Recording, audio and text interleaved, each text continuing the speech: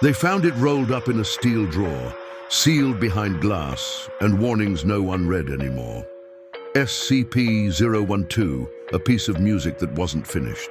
Dr. Hale had seen the reports, subjects attempt to complete the score using their own blood. Clinical, detached wording for something that sounded almost theatrical. He didn't believe it. Not really. People exaggerated things they didn't understand. "Open it," he said. The technician hesitated. "Sir, protocol, I'll observe from a distance." That was the lie he told himself. The glass lifted with a soft hiss. The paper inside looked older than anything Hale had ever seen, yellowed and veined like dead skin. The ink curled into elegant notes, stopping abruptly mid-phrase, like a breath cut short. It was beautiful. He stepped closer, just to get a better look. The melody began in his head before he realized it. Faint at first, like a memory of a song he'd never heard. It pulled at him gently, insistently. Something about the ending was wrong. Missing. Incomplete. Hale frowned. "Do you hear that?" "Hear what?" the technician asked. But Hale didn't answer. He was already leaning over the containment, eyes tracing the notes. His fingers twitched. It needs to be finished. The thought wasn't his. It didn't feel like language. More like a pressure behind his eyes, a certainty. He reached for a pen. "Sir, stop." Too slow.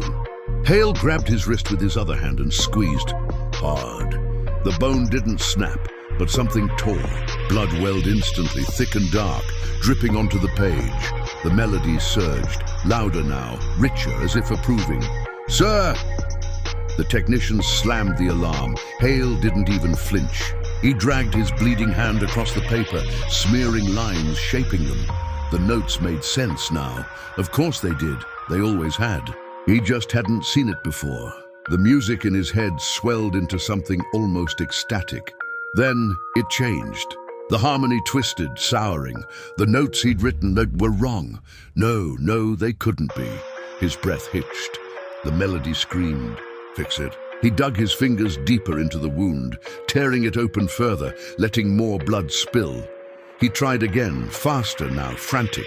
The paper seemed to drink it in, the ink shifting, crawling. Still wrong.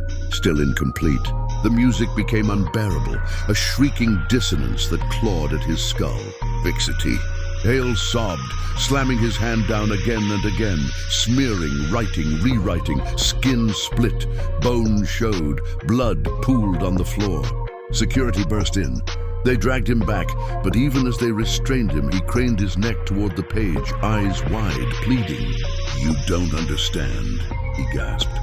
It almost, his voice broke into a scream, because the melody didn't stop, even as they pulled him out of the room, even as the glass sealed shut again. Even as his blood dried uselessly on the unfinished score, the music continued, and it was still missing something.